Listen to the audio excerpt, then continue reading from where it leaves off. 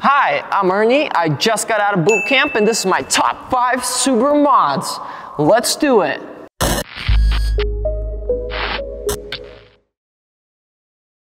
Welcome to my top 5 Subaru mods, where I'll be listing off the 5 modifications I'd most definitely do to my Subaru if I had one.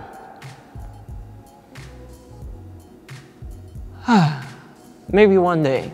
Maybe one day. But without further ado, let's dive straight on into it. Number 5, we got the air and oil separator. Kind of like this IAG one I'm holding here from the Land Speed Record car. Hoping to be able to give you guys an update on that soon. So what exactly is an air oil separator? The basic concept of an air oil separator is pretty simple. Oil infused air enters through the inlet, then the air leaves via a very hard turn out the outlet. The oil can't make this turn, so it drops down to the filter and eventually gets sucked right back into your crankcase. Before we talk about why you should get one of these, let's talk about how the oil gets in that air in the first place. And that would be blow-by gases. Blow-by gases are the gases that escape your combustion chamber past the piston rings into your crankcase, effectively pressurizing it. Having a pressurized crankcase is not very good. That's why most cars come with a PCV system, or a positive crankcase ventilation system. That system's all and well getting the pressure out of the crankcase, but the problem is when that air passes through the crankcase, it picks up oil vapors along with it, leading to gunked valves, intake ports, and intake manifolds.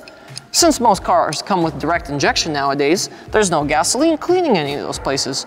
So that is not very good for engine performance or long-term engine health either. Another thing that oil does is it effectively reduces the octane rating of your fuel, leading to improper detonation and in some extreme cases, misfiring. Last but not least, it causes you to lose oil.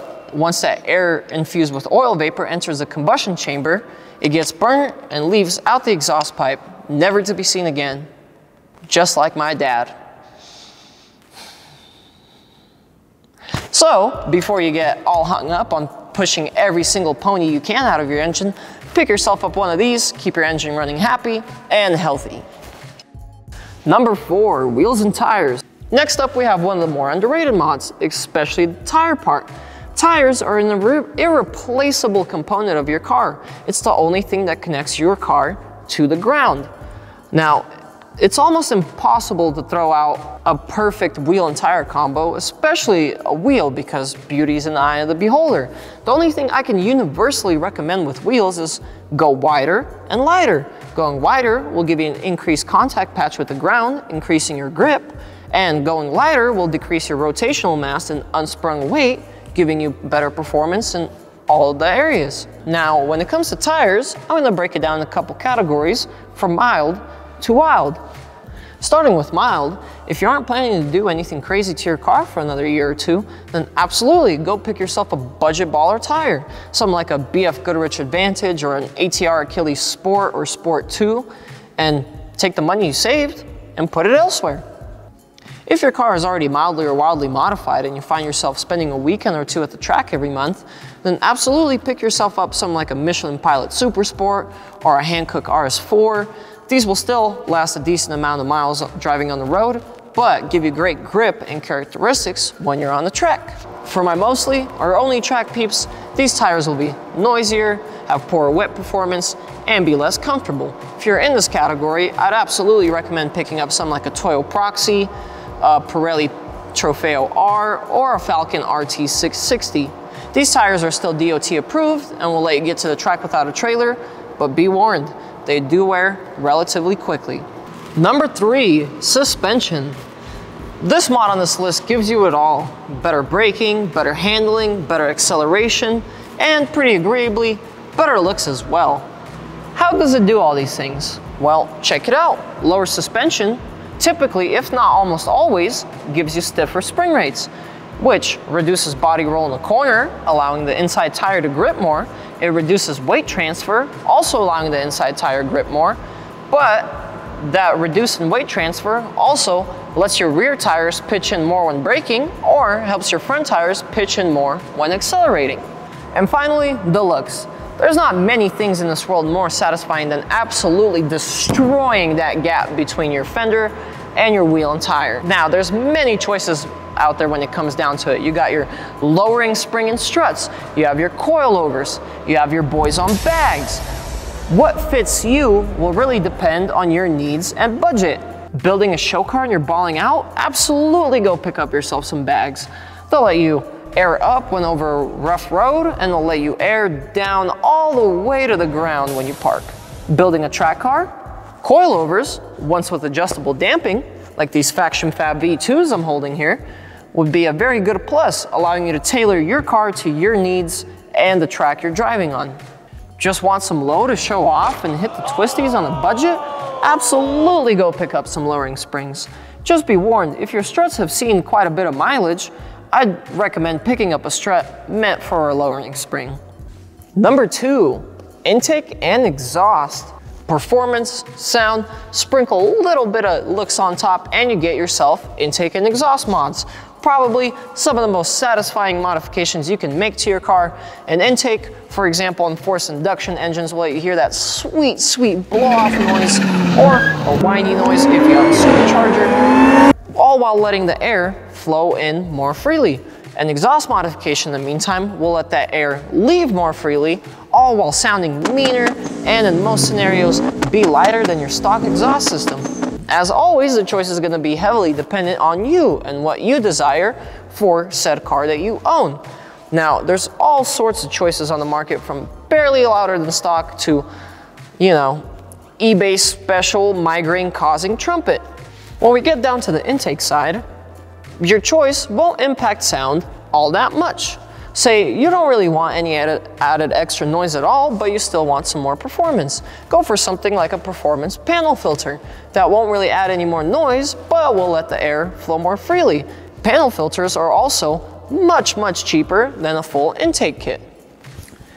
Now, before we get to my number 1 spot on the list, I have to throw out a few honorable mentions, just because 5 mods are not nearly enough for me to concretely make up my mind, so here we go. Once or even before you've added power to your Subaru, it's a good idea to beef up your brakes. There are plenty of budget-friendly ways to do this, from slotted rotors to more aggressive ceramic brake pads, all the way to stainless steel brake lines. For my WRX boys, here's a little tip for you. You could probably find 17-year-old Ken Block's STI in the local pick and pull and go grab his brakes and swap them over to your WRX relatively simply.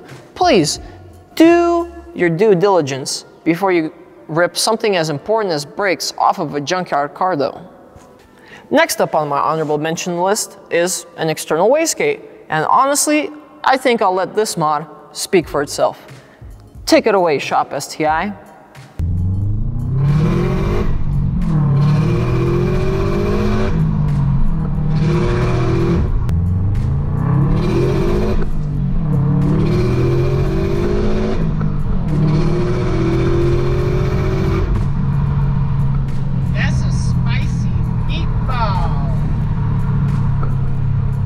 Next up on my list is a short throw shifter, and I'll kind of let this one explain itself.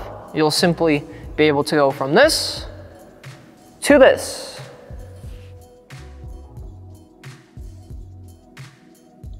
Then last but not least on my honorable mention list are polyurethane bushings. What they simply do is just let your suspension flex a little bit less, helping you keep proper suspension geometry. I just spent the weekend putting quite a few on my car, and it actually made quite a bit of a world of a difference. Taken though, my old OEM bushings were not in the greatest shape either. And finally, the number 1 pick on my favorite Subaru mod list, tune and/or access port. On the surface level, a tune can iron out all the things you feel like a manufacturer got wrong when they released the car, from lazy rev hang to piss poor boost pressure levels. A tune can fix many aspects of an engine's behavior. An access port is also a nice touch because it gives you access to all these metrics that you can see in real time, from air-fuel ratios to knock detection to ignition timing, etc. There are so many metrics you can keep track of on an access port. Now, what exactly is tuning? Tuning, or otherwise called remapping, is the process of changing how much air and fuel enters your combustion chamber and when the spark plug should ignite that mixture.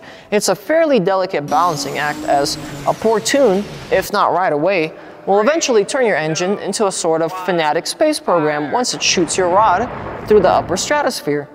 Well, that about wraps up my top 5 Subaru mods. Are there any mods you feel like I missed? If you have any of the favorites I didn't talk about, go ahead and drop them in the comments so I can talk about them in a future video. Also, if you enjoyed today's video, give me a subscribe or maybe a like so my boss doesn't lock me in a dungeon for all of eternity. And last but most important of all, have yourselves a good old day.